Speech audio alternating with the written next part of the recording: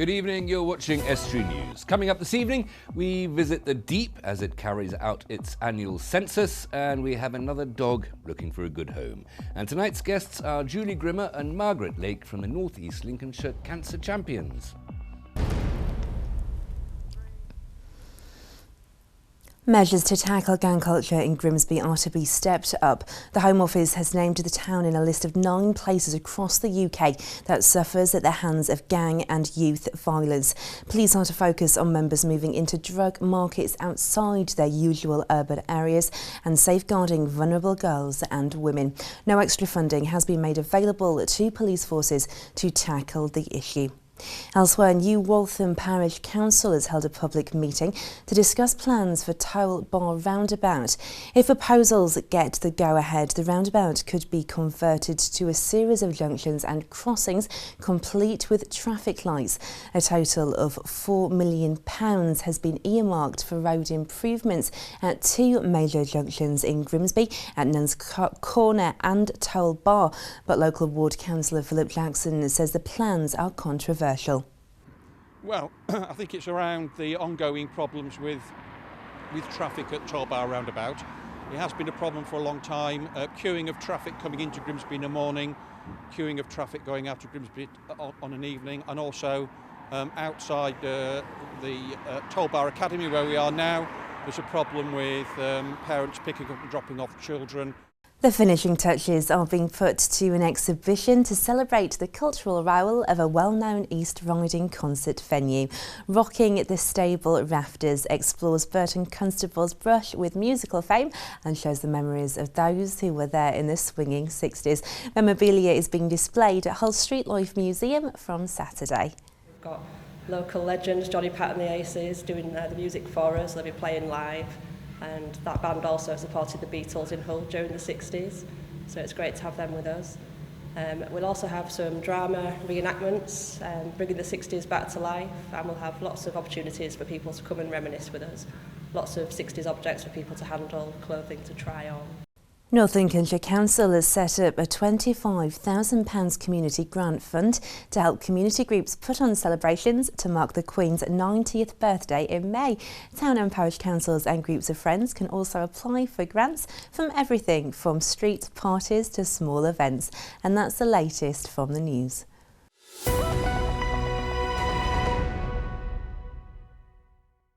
People who go to the Deep can see thousands of animals on display in the attraction, ranging from penguins to insects, and I would imagine a few fish. Every year the staff there carry out an annual census to keep track of how many beasts they've got and which displays they live in. Dave Nunn went to find out how they undertake this monumental task. The Deep is one of our area's largest visitor attractions and features many different kinds of animals across hundreds of different displays. Over the last week, staff at the attraction have been undertaking the monumental task of conducting a census of all the animals. Okay, well, we're just about 3/4 of the way through our annual census. That means that the Husbandry Department takes time out of its normal day job of looking after the animals to count every individual animal. That means we go around each display so that we know accurately exactly how many animals are in our care. The Deep is home to over 3,500 fish and has numerous other animals, ranging from their new penguins to smaller insects. Last year, the staff counted over 5,000 total animals, which are from around 300 different species. You'd think that this was all done electronically, but while the data is stored on a computer system, the counting of every animal in every display is done by hand. When you count things by hand, 1, 2, 3, 4. We do have a very fancy electronic system where, because we know how many animals have gone into our displays, we know accurately how many are there, and we know if, say for example, if they move on to another aquarium or move around the building, we know exactly where they've gone because physically we move them from one to another. But having said that, it's still very important that you do that manual count each year. The task of counting the animals sounds like a daunting one. Some of the fish and insects are nearly microscopic in size, which makes counting them extremely difficult. Meanwhile, some of the exhibitions, like the Endless Ocean exhibit, are huge tanks that cover several floors, so there are unique challenges involved. It can be a little bit of a challenge On some of our larger displays where there's lots and lots of species, they're all the same and there's a high number of them. Like for example in this tank behind me we have trevally jack, the horseye species, we have over 80 of them, so they never stop swimming, so it can be a little bit of a challenge to count them. And we've tried lots of different methods over the years, one from having lots of people at individual windows with a clicker and they count. We've tried taking a photo and counting off the photo. So for that reason, it's very important that you try to get as accurate as possible. Obviously, with having detailed records means that you know exactly what's there. Even if it is a logistical challenge, it has to be done.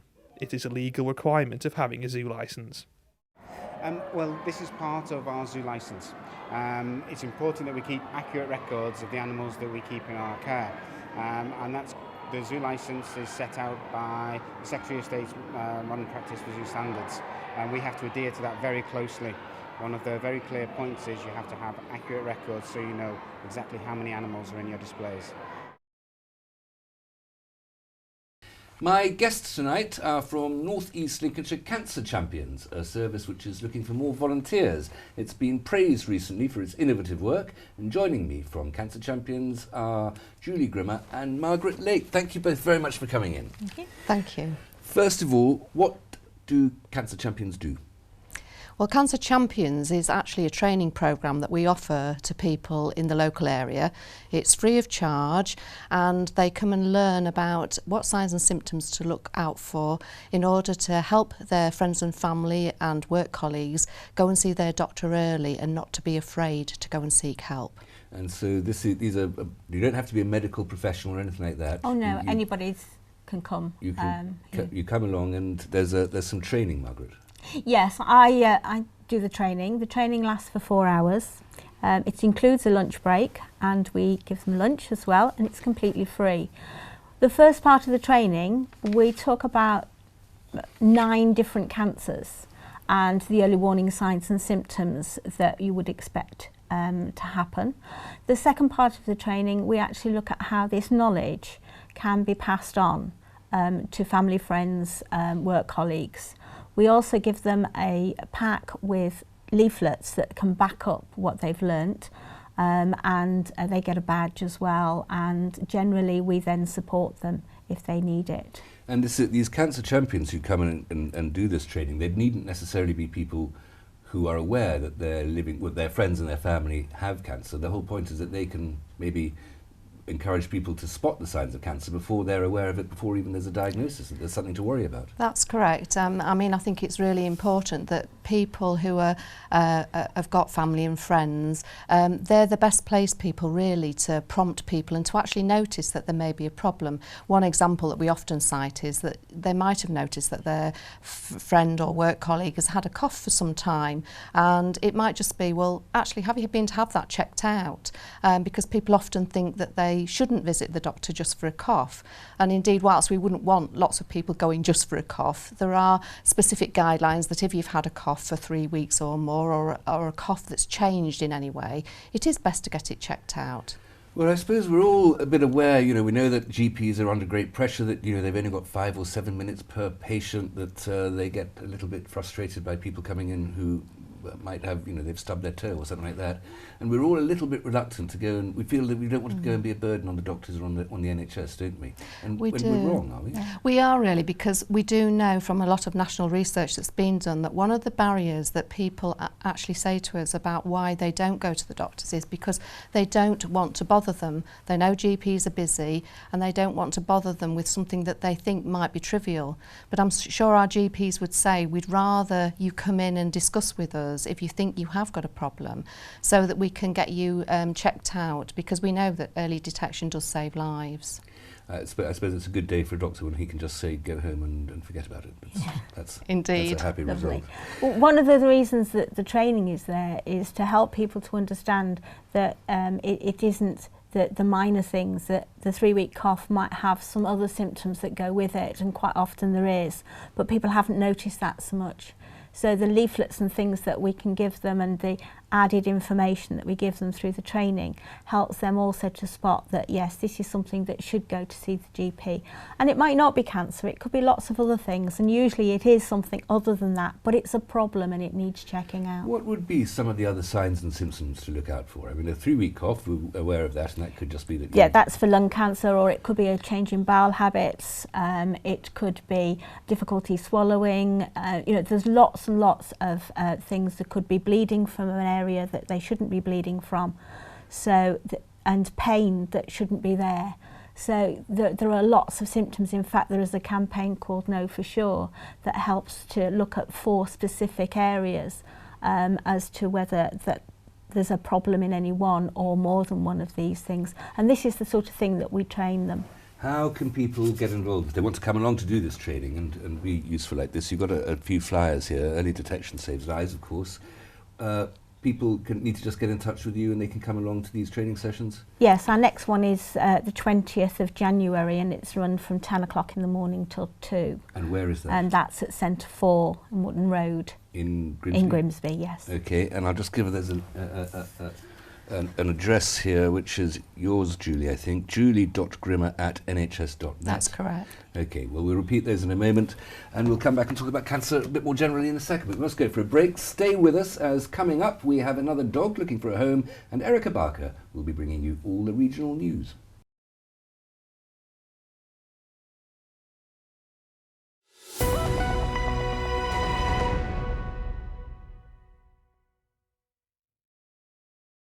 Welcome back, you're watching Estuary News. Still to come, we have another dog looking for a good home, and Erica Barker brings us some more of the regional news, and of course we'll have the latest local sports news and results. My guests Julie Grimmer and Margaret Lake are still here talking about North East Lincolnshire Cancer Champions. It sounds as if cancer isn't quite the horror and the death sentence that once we thought it might be. What's the survival rate? I think nowadays, Hugh, the perception is changing. Cancer was always a bit of a taboo, and certainly when we first started the training, people often used to reflect that when we asked them the question, what do you think about cancer, what's the first thing you think of? And very often they would say death, fear, negative things. Now we're finding there's a bit of a shift in that, and about 50% of people are tending to come back more positively and say, well, treatment, hope, survival. So it is all hinging on this early presentation, really, because the earlier we can get people in for treatment, the much better chance they've got of surviving. Well, the survival rates are really rather good nowadays as a consequence of medical technology and science and all those very clever people in white coats. About 50% survive after diagnosis? In fact, if we was to cite bowel cancer, 9 out of 10 people will survive bowel cancer if they are treated and caught early. So it does vary between different kinds of cancers. And there's a different kind of cancer for every different kind of cell in the body, really, more than 200 kinds, Margaret, and presumably they're not all equally dangerous and equally frightening. They're all at different levels, and again, the earlier we catch it, the more we can get that diagnosis done and the right treatment for the right kind. And you're quite right, I mean, sort of as far as breast cancer is concerned, there are now at least 37 different kinds of cancers within the breast itself. So it's the numbers are huge. From every other bit of the body as well. But we're doing better because, as you said, the overall figures of the number of people that have cancer, 50% will go on to either survive or continue living with that cancer, because there's now treatments that do that as well. You also think of the treatment for cancer as being, or sometimes it's horrible as the disease itself. We've all had friends or known people who've had chemotherapy or various other kinds of medical rather than surgical treatments, and is that as horrible as it's always been? I think the treatments are improving all the time, and everybody's cancer is individual, and so it's hard to generalise because everybody's experience will be different. But we do have a number of our volunteers that actually go out who are cancer awareness raising volunteers, and they're wonderful advocates because many of them have had cancer themselves, and they're able to talk to people about their own experience and to say to them, well, look, actually I've been successfully treated and come out the other side and living a good life. And a chance, well, and if you do come out the other side, I don't know how you judge what success is. If you live for another 5 years or so, that's a success, isn't it? But the chances are people live long enough who do survive that they'll die of something else natural, something else will get them first, as it were, when they get a bit older. Yeah, that's right. The important emphasis here is that it's early detection is the most important thing, and that's what your cancer champions are trying to do. That's right. And you don't need to have any particular previous medical knowledge to do this? Anybody can come on the training with sort of no medical knowledge and not necessarily have had a member of the family that's had a problem either. And, you know, so the more people that can get that little added knowledge will mean that if anything happens for themselves or the family or friends or work colleagues, then they can do that nudging, because we know that we need several nudges before we're actually going to go and see that GP. It's all about the nudging, but it's a matter of also just being able to keep an eye on your friends and family, and if you know what to be looking out for after this training, and you can see a little bit more. Just, Margaret, remind us, when's that next training session? On January the 20th, and it's from 10 till 2, including lunch, and it's at Centre 4 on Wootton Road, Grimsby. And people can find you through Cancer Champions and Google you up and find you that way. They can. Yes. Thank you. Thank you both very much for coming in. And good luck with the next training session. Thank you. Here we are with another look at a canine searching for a home.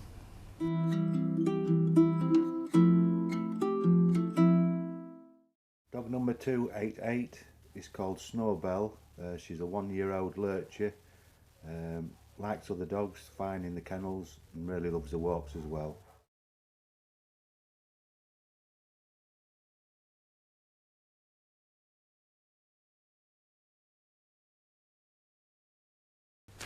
And joining me now to talk us through what's been going on around the region and in the papers, Erica. Erica, what have you found? Hello, Hugh. Well, 4 men among the last to see missing Jason Norfolk.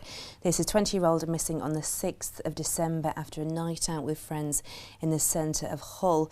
The 4 men that the police have been after speaking to have come forward to speak to them. A spokeswoman for the force has said that after their appeal with CCTV still images, that has worked, but they are still trying to locate and identify a man who walked from the area of Myton Bridge at 1:25 a.m. along High Street and left onto Liberty Lane before turning right onto Lowgate. Now, he's believed to have passed Jason at around 1:25 and was dressed in dark clothing. He was carrying what appeared to be an iPad or similar, which was lit up. So if that gentleman is watching or anybody else has any information, please get in touch with the police. Very mysterious story, the Jason Norfolk story, isn't it? It's just so sad. What on earth happened? So sad. Next one, this is good news then for Grimsby. £25,000 has been made available. That is sport relief cash for 2016. The Grimsby Telegraph have teamed up with them to launch this community fund. Now, local community groups can get some of this money with grants available from £500 to £1,000. It closes on the 25th of February, and they're expecting around 25 to 30 applicants will be able to get some much needed money. Well, that's a lot of money. That'll buy you a lot of footballs, won't it, I guess? Yeah. I like to sit down and have a quiet game of backgammon myself. Do you? Do you know what? It's one thing I've never played. It's not very athletic. Do you like chess? Yes, anyway, I do. I quite like chess. I used to go to chess club. Anyway, next one, this is a serious one. Council taxpayers in North East Lincolnshire face a rise of up to 3.9% as leader vows to protect the most disadvantaged. So this is council has agreed to consider including the rise of costs of adult social care services. That's been in the news a lot quite recently, and proposed putting up the amount householders pay for council services by that total of around 3.9%. That's quite a hike, isn't it? Well, the Cabinet is saying that this is the government's fault, that their cuts have made that they have no other choice apart from to increase those costs. Well, the Cabinet could just spend less money. Possibly. That's on a Band D house, that's probably about £62 a year. It's a massive impact, isn't it? And any kind of increase is going to have, some kind of an impact, isn't it? But this comes at a time when also the government and North East Lincolnshire Council actually is bringing out plans for their budget for what they want to achieve by 2032. Now that seems like and quite ambitious, some of these plans. A very long way away, but very ambitious indeed. They want direct direct trains to London. That could be a possibility. Lovely. Maybe beforehand. Double the number of stores in Grimsby town centre, and a major expansion of 3,500 homes in the west of Grimsby. Now, they've outlined these 4 proposals for the borough for 2032. Well, we'll be talking about housing in Yorkshire and Lincolnshire on Hot Topic next week, I think, and so that's going to be an interesting one. One very quick one. One more quickly. This is just Odeon Cinema in Hull. The heating broke down and it was freezing, and they gave them all free coffee and little mini heaters, electric heaters. How perfect! As long as they weren't sitting there watching something like Scott of the Antarctic, because that's not going to help. Erica, thank you very much. Thank you. Time now for the sports.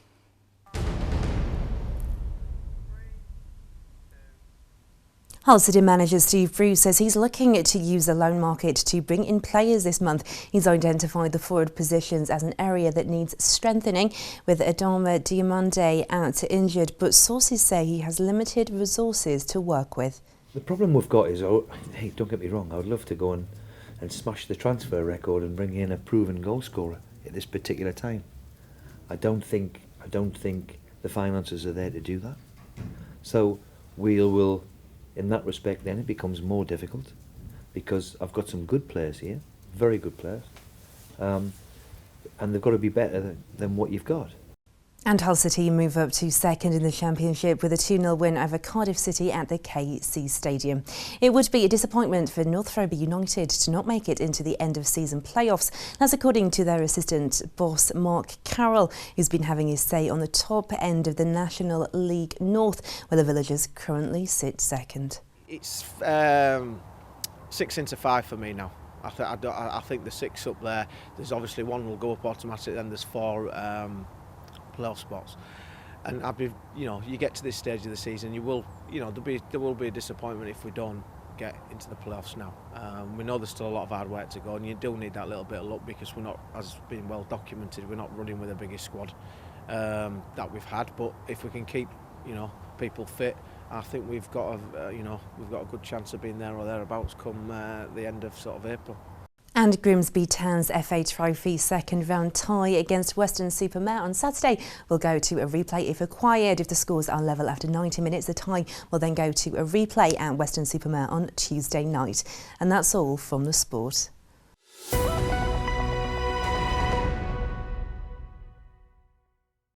That's it for tonight. If you have a news story, then do please visit our Facebook or Twitter pages, email news@estuary.tv, or phone Grimsby 01472 31553.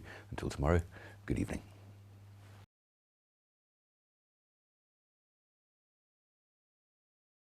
Estuary TV weather, sponsored by Rix Petroleum, your local family-owned heating oil supplier this winter.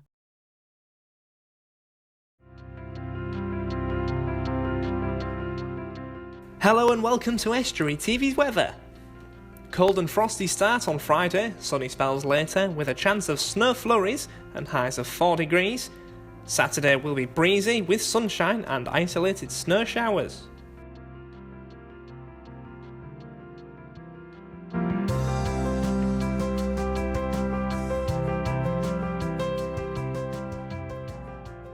Rix, servicing the region's oil boilers this winter from a name you can trust. Get in touch at rix.co.uk or call us on 01482 838383.